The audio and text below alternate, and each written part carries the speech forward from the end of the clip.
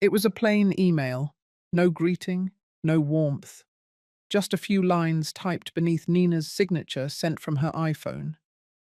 The subject line read, "Holiday Plans." I stared at it for a full minute before opening it, even though I already knew. Not a call from my son, not even a voice memo, just that flat screen glow with a message that felt more like a calendar alert than an invitation. For someone who had once wrapped his birthday gifts in hand-painted paper and baked 3 cakes, because he couldn't decide on a flavor, this moment landed harder than it should have. I wonder if any of you have ever read a message so short, yet felt something in your chest pull just a little bit tighter, that quiet tug. The kind that says you're no longer part of the story. The message read, "Christmas dinner will be at our house again this year. Around 5. Hope you can come." No signature, no love, no mention of my name. Just that one word. Hope. Like it was optional. Like I was optional. It hadn't come from Garrett. It came from Nina. That stung more than I admitted. My son and I used to talk every Sunday, even if it was just 10 minutes. Now I got monthly texts, and even those felt like receipts. Still, I sat with it. I reread it. I stared out the window at the bare trees losing their fight against the wind, and even after all that I replied, "Thank you. I'll be there." I typed it slowly, carefully, like the words might break if I pressed too hard. I didn't ask if they needed anything. I didn't offer to bring food or help set up. I knew better by now. I'd been slowly taught where the line was. And this time I wasn't going to trip over it trying to make things easier for them. I closed the laptop and sat back in my chair. For a moment I wondered what it would feel like if Garrett had called me himself. If he had said, "Mum, I really want you there." But those kinds of thoughts don't help. They only scratch at old scabs. The clock ticked loud in the quiet. I glanced toward the corner cabinet, where a box of decorations still sat unopened. I hadn't bothered yet. Maybe I would. Maybe I wouldn't. The invitation was cold, but I was still going. Because sometimes, even when the door barely opens, we still walk through it, hoping something inside might be warmer than the way we were asked to come. I started with the mulling spices. Not because they were necessary, but because the smell reminded me of winters when Garrett was still small enough to curl up beside me on the couch with a book. Cinnamon and orange peel always brought him running to the kitchen, asking what was baking. Back then, I never minded the interruptions. These days, the kitchen stayed quiet, even when full. I opened the pantry and pulled out the mason jars. I had saved the last of the summer blueberries, preserved them the way my mother taught me. I added a hint of nutmeg and lemon zest and cooked the batch slow. One small jar would go in the gift bag tied with red twine and a handwritten label. The label was the important part. I had written, "From my kitchen, always with love." Next came the photo album. I had started collecting the pictures months ago, not for any particular reason, just something to do when the house felt too still. Garrett's first Christmas, his missing front teeth, the costume he wore for second-grade nativity. I arranged the pages carefully, alternating photos with small notes. Not to impress anyone, but to preserve something only I remembered. I paused when I reached the photo of us at the lake. He was 10, wrapped in a towel, laughing with chocolate on his face. I had taken that photo just after he fell off the paddleboard and said he'd never try again. He had tried again the next morning. That was who he used to be. Resilient, sweet, still unsure but open. I slipped the photo into the plastic sleeve, then slid the album into a cloth bag with a stitched snowflake.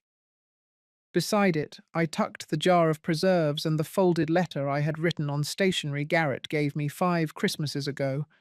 It was pale green with a gold border, the kind that made even simple words feel important.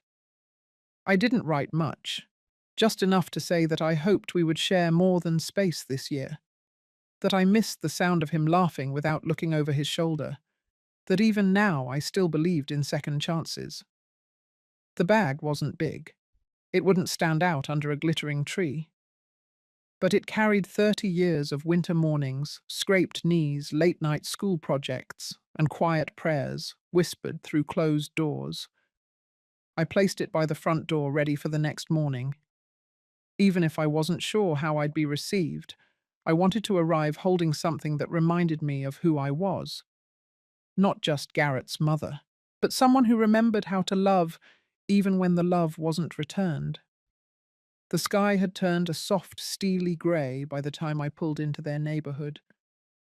Snow was already beginning to gather along the edges of the driveway, thin, white veins stretching across the sidewalk. I parked by the curb and turned off the engine, letting the silence settle for a moment. Their house looked warm from the outside. Light glowed in the windows, flickering across the front room like a fireplace might be going. I could hear laughter, faint but clear, rising above soft Christmas music. Someone was clinking glasses. A child's voice squealed with delight. It all sounded lovely, almost like I was welcome. I gathered my gift bag from the passenger seat, made sure the album was still tucked inside safely. My gloves were in my coat pocket, but I didn't put them on. My hands were shaking and I needed to feel the cold. The walk up the drive felt longer than I remembered. I passed the familiar row of hedges Garrett used to help trim in the summer, the ones I bought after he first moved in to add curb appeal. They looked the same, just dusted in white, now brittle and bare. I climbed the steps slowly, careful on the ice. The doorbell was new, sleek, digital. I pressed it once. A soft chime rang inside. Then nothing. I waited. No footsteps. No shadow behind the glass. Just more laughter in the background. I rang again. This time I leaned forward, listening closer. Still nothing. I stepped back and glanced around. My boots were beginning to soak through, snow caught in the cuffs of my pants. The bag in my hand started to sag under the weight of moisture. I didn't move. 10 more minutes passed. A car drove by slowly, tires crunching over fresh snow. The driver gave a quick nod and wave. I nodded back, tried to smile, but my face felt stiff. There was no explaining what I was doing, no polite way to say I had been invited but not expected. I stood another 5 minutes, then 10 more. The cold worked its way into my bones, deep and slow, like grief that didn't need words. The front porch light flickered once, then steadied. Still no one came. I shifted the bag to my other hand. It had started to feel heavy. From behind the curtain, a movement. I couldn't be sure, but something stirred inside. A shadow. A shape. Then it disappeared. I rang the bell one last time, not in anger, not even in hope, just in quiet finality. Then I stepped back down to the sidewalk and waited. I told myself I would wait 5 more minutes. Just 5. After all I had said I would come, and I had, even if no one was opening the door. The door finally opened. Garrett stood there with a look that was neither welcoming nor annoyed, just blank, like he had stepped into a room and forgotten why. He blinked twice, then said my name more like a reminder to himself than a greeting. I nodded and lifted the soggy gift bag. He didn't reach for it, just stepped aside. Inside, the warmth was immediate. The scent of pine and cinnamon hung in the air, thick and sweet. Lights blinked across the tree in the corner. The living room was full. Coats draped across the backs of chairs, drinks half finished on the mantel, shoes kicked off near the baseboards. I could hear someone laughing in the kitchen. A child darted past with glitter stuck in her hair. Nina appeared from the hallway. Her lipstick was perfect. She wore a cream sweater dress and gold earrings that sparkled under the pendant light. She glanced at me, then smiled, just enough. "Oh, we thought you might not make it. We got caught up with everything. She didn't take the gift bag either." She motioned toward the dining room and turned already mid-conversation with someone behind her. Garrett gestured vaguely toward the front closet, so I hung my coat there myself. The hook was loose. I had tightened it 3 years ago back when they first moved in. Back when I still carried a small toolkit in my purse, just in case they needed something. The dining table was full. 12 seats, all taken. A folding chair had been added at the very end, tucked half into the walkway. That was mine. I knew without asking. I slid into it and placed the gift bag on my lap. My knees brushed the edge of a plant stand. The album inside the bag bent slightly under the pressure. No one asked about my drive. No one mentioned the snow. One woman across from me smiled politely, then turned back to her conversation. I tried to listen. Something about ski reservations. Something about someone's new kitchen backsplash. The food arrived in heavy dishes, ham, green beans, mashed sweet potatoes. It looked lovely. Nina moved through the room with practiced ease, refilling glasses, laughing at just the right moments. Garrett sat 3 seats away. He caught my eye once and nodded, then looked away. When dessert came, I reached for my bag, thinking maybe now would be the right time. Maybe someone would ask what I brought. But the moment passed. The conversation never slowed. The space around me stayed untouched. I set the bag beside my chair. Someone asked Nina where she got the glassware. She said it was a wedding gift from Garrett's aunt. I had bought that set. She didn't mention that. I swallowed the rest of my coffee and smiled when someone passed me a dish. I held it steady as they served themselves and never looked my way. The lights shimmered overhead. My chair wobbled slightly on the uneven tile. I adjusted it with my foot and said nothing. I had been let in, but I had not been welcomed. After dinner, the kids were sent into the den with puzzles and cocoa. The adults stayed behind, lingering over pie and decaf. I stayed in my folding chair, quiet hands folded on my lap. The gift bag was still beside me, unopened. I watched Garrett laugh at something Nina said. His posture was easy, relaxed, the kind of comfort that comes when a man believes the room belongs to him.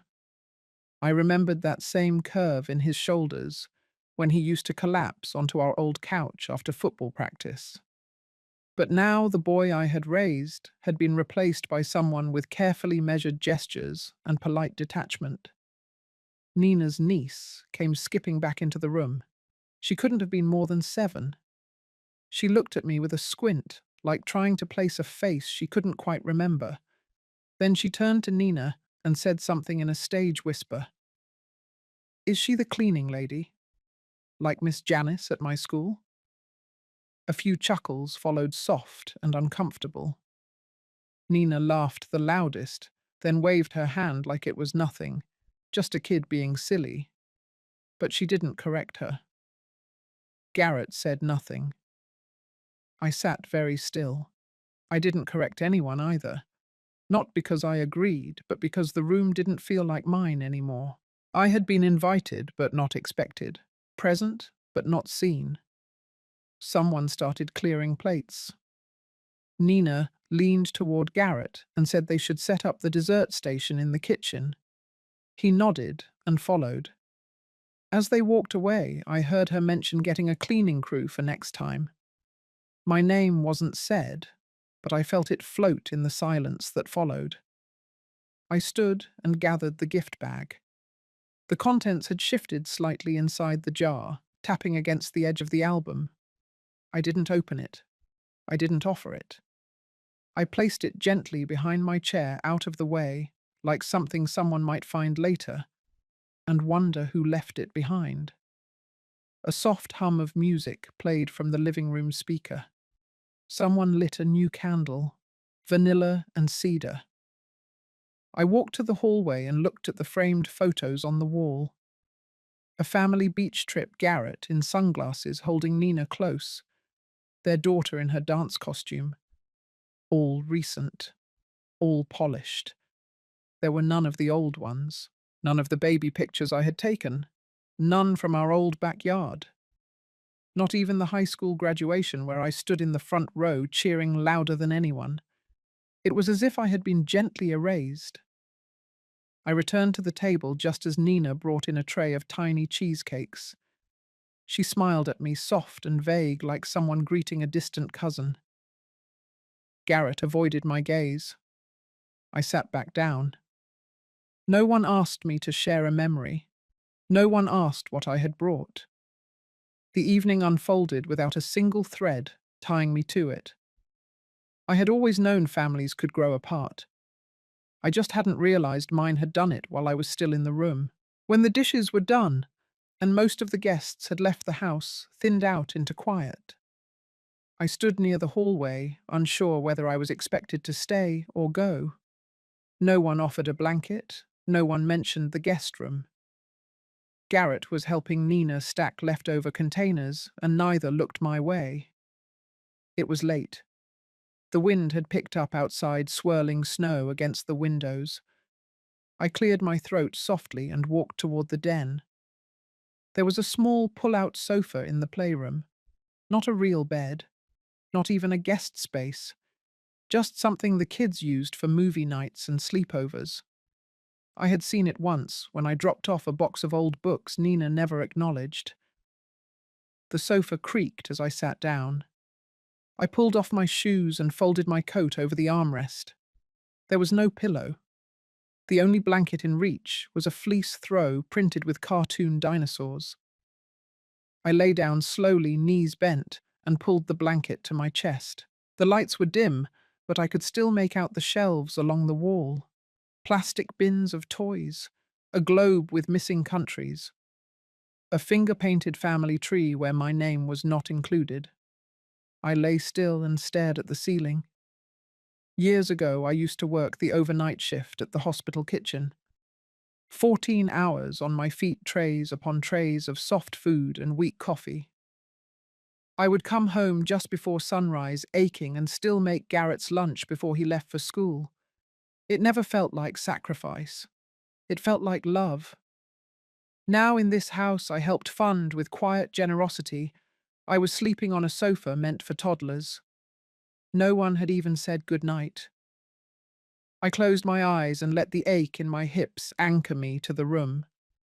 This is temporary, I told myself, just for tonight. But it felt like more than that. It felt like a line had been drawn while I wasn't watching. A line that said you were once needed and now you are simply here. Like a lamp left plugged in, too sentimental to throw out, too outdated to use. A door clicked somewhere in the house. Then silence again. I listened to the hum of the refrigerator, the whir of the furnace kicking on. Familiar sounds in an unfamiliar space. I thought of the gift bag still behind the chair in the dining room.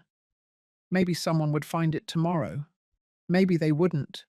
Maybe it didn't matter anymore. I turned on my side, clutching the thin dinosaur blanket. My eyes stayed open for a long time. It had taken a lifetime to build this family, and just one night for Yisum to realize I had been written out of it. Morning came slowly, filtered through the thin curtains in the playroom. I sat up stiffly, rubbing my shoulder where it had pressed against the edge of the sofa all night. The blanket had slipped to the floor sometime before dawn.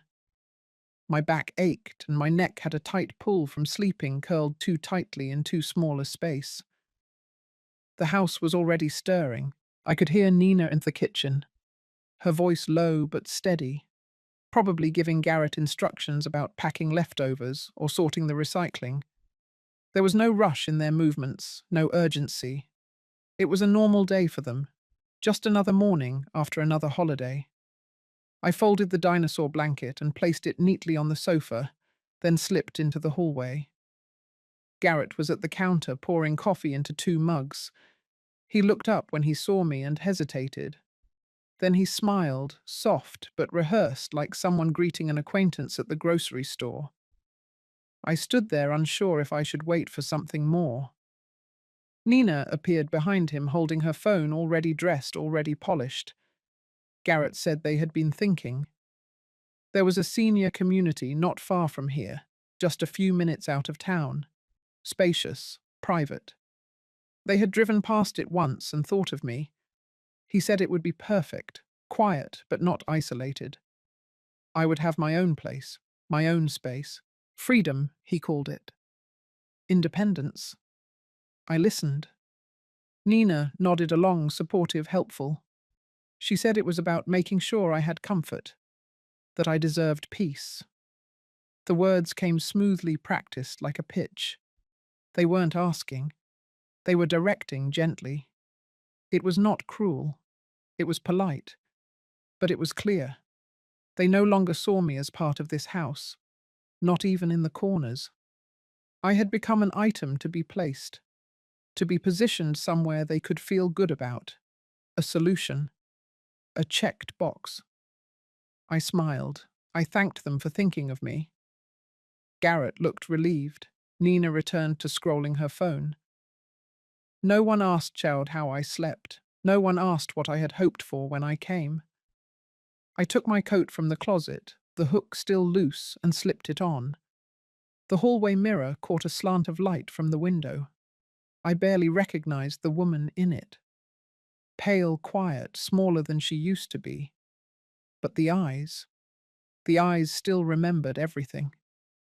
I told them I would think about it. Garrett offered to email me the brochure. I nodded.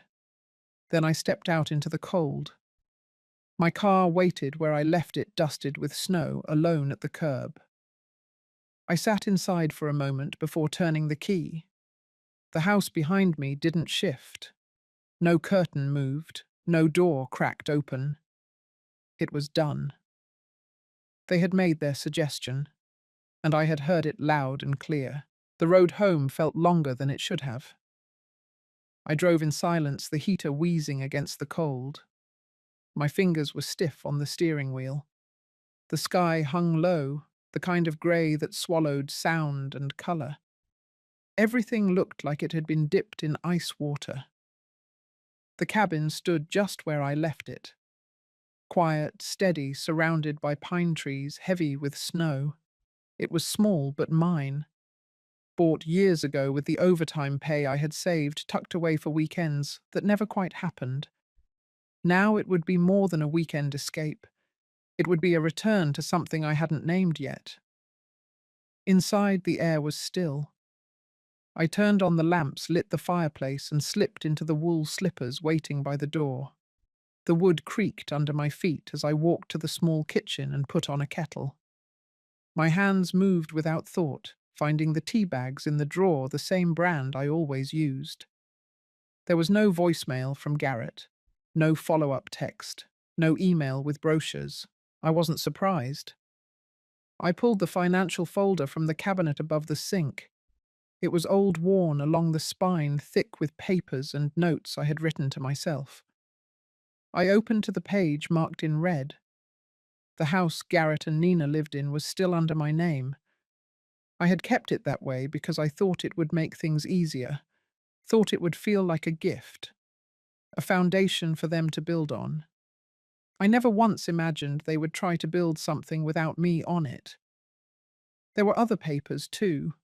Bank account access, college savings deals for their daughter, automatic payments for their utilities I had set up years ago and never thought to cancel. I had called it helping. Now I saw what it had become. I sat down at the table with a pen. I made a list. Then I picked up the phone. First the bank. I closed the credit card tied to their account. I removed Garrett's name from the educational fund. The woman on the other end asked if I was sure. I said yes, and meant it. Then I called my lawyer. The house would be transferred into a private trust, not for them, for something better. For a community fund that would help retired nurses. Women like me who had worked quietly for decades and ended up just as quietly forgotten. I would keep the cabin. My name. My quiet. It wasn't revenge. It wasn't spite. It was clarity. Outside, snow began falling again, soft and slow. I watched from the window the cup of tea cooling in my hand. My reflection in the glass looked steadier than it had the day before. For the first time in a long while, I was not waiting on anyone to make space for me. I was claiming my own. The cabin had always been a place of quiet. Not the lonely kind, but the kind that lets your thoughts stretch out. Over the next few days, I filled the silence with action. I made more calls. The property title was signed over to a non-profit that supported retired caregivers. The lawyer assured me it would take effect by the end of the month. Garrett and Nina would be notified then. Not before. I cancelled the automatic transfers I had set up long ago. Their heating bill, the internet.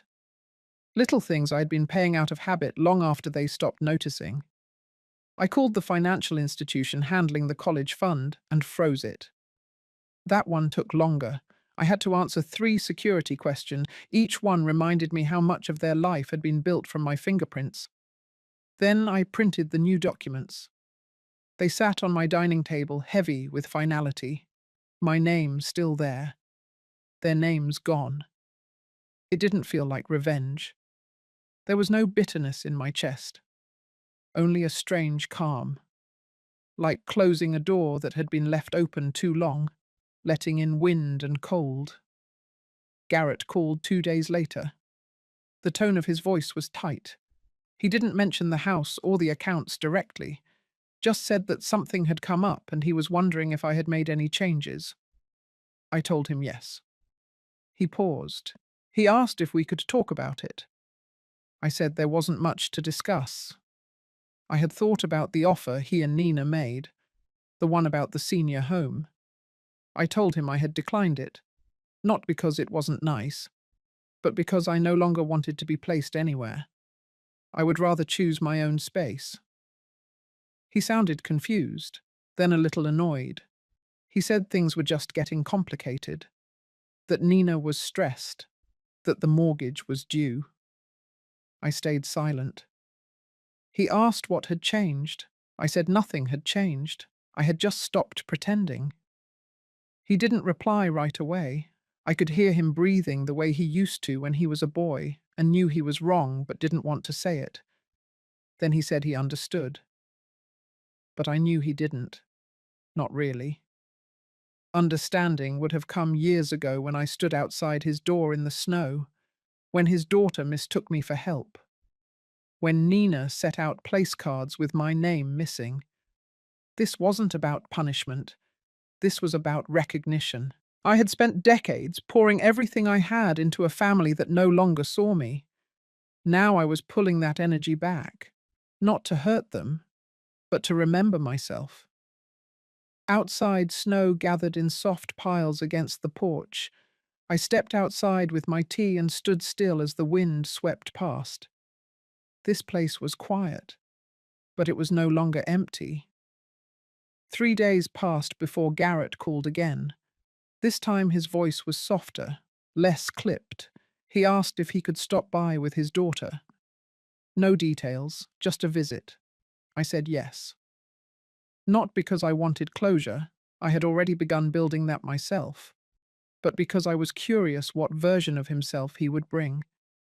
The son who once reached for my hand crossing the street, or the man who had stepped aside while I stood outside his door in the snow. They arrived just before noon. The snow had melted into slush along the gravel drive, and their car crunched to a stop near the porch. I stayed seated at the kitchen table. I didn't rush out to greet them. I let them find their way in. Garrett stepped in first, carrying a paper bag. He looked around the cabin like it was a stranger's home. His daughter trailed behind him, clutching a sketchbook. Her cheeks were flushed, and she smiled when she saw me, though shyly. We exchanged hellos. I offered them tea, and Garrett nodded. No one said much as I filled the kettle. The silence wasn't heavy, just unfamiliar, like we were all adjusting to a room that had shifted shape. He handed me the bag. Inside was a loaf of banana bread and a small jar of honey, store-bought. Still, the gesture felt like an effort. I thanked him. We sat at the table, steam rising from our cups. He looked older to me than he had last week. His eyes were tired, not from age, but from something heavier. He didn't bring up the house, or the accounts, or the trust. Maybe he had nothing to say that wouldn't sound like pleading. Instead, he said things had been overwhelming. Nina's job, the mortgage, the holidays. I listened. He said he missed how things used to be, that he wanted to find a better way forward. I nodded. He didn't apologize.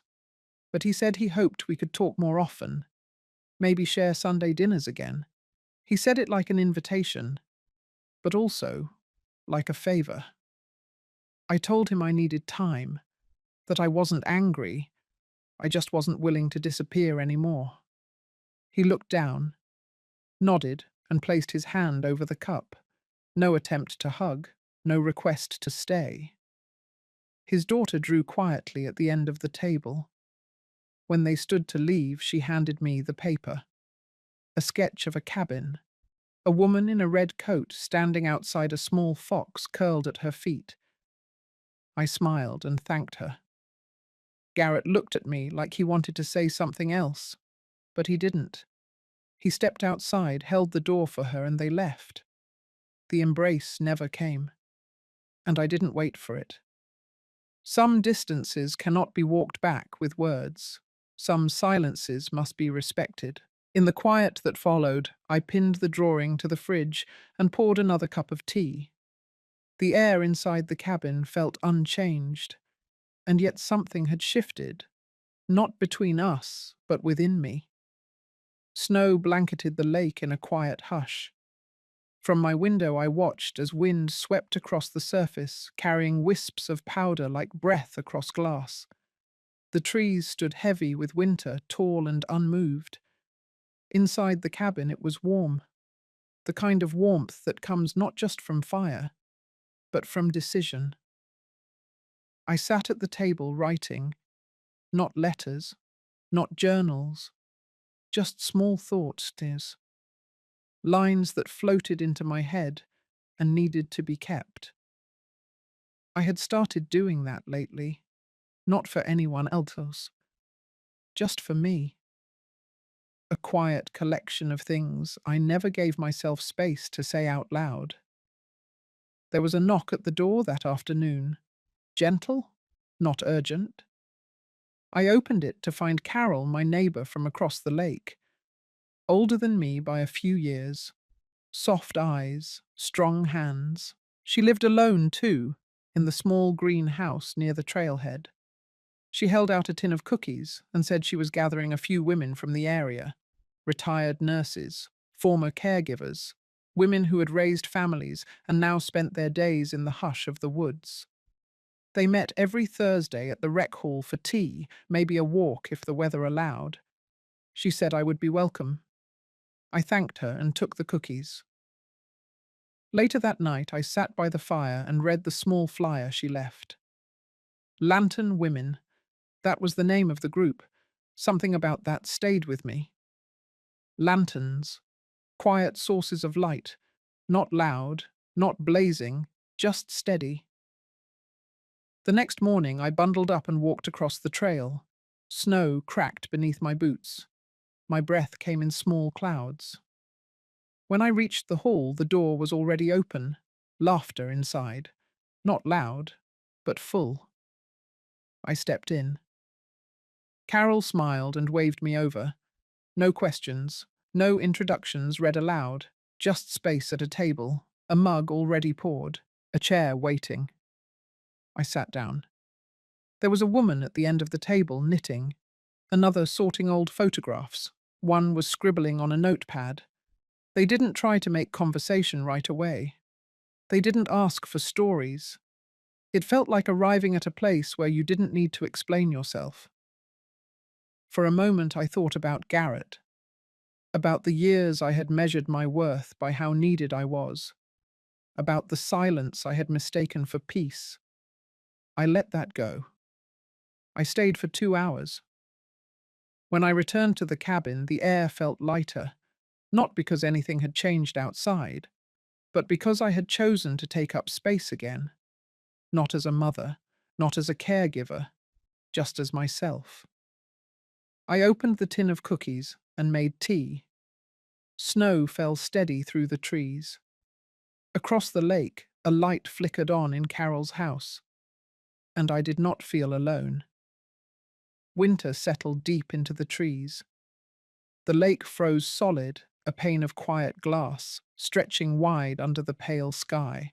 I lit a small candle each evening at the same hour. It wasn't a ritual I planned. It just happened. A simple way to mark the days. A quiet reminder that I was still here, still choosing this life. I rewrote my will that week, not in anger, not as punishment, but with intention. Garrett's name was not included. I left the cabin to a fund that supported aging nurses with no family. The remainder of my savings would go to scholarships for daughters of single mothers pursuing caregiving professions.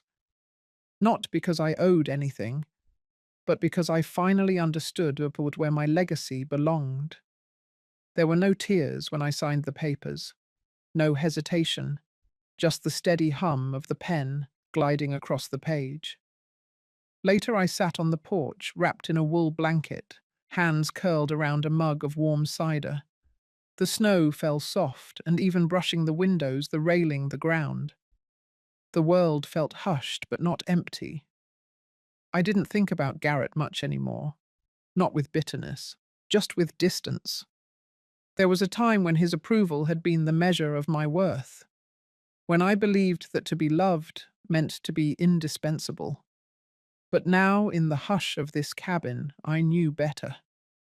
Being needed is not the same as being seen. I chose now to be both.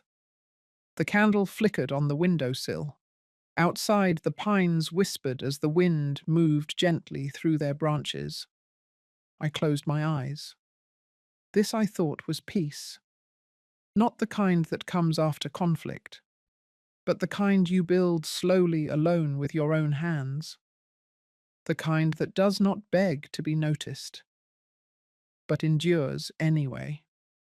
And that was enough. If this story echoed something in your heart, maybe something you've lived through in silence, I hope you know you're not invisible.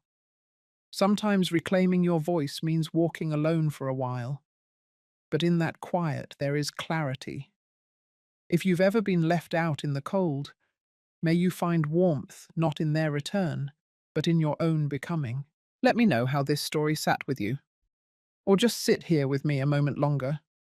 We don't always need to speak to understand.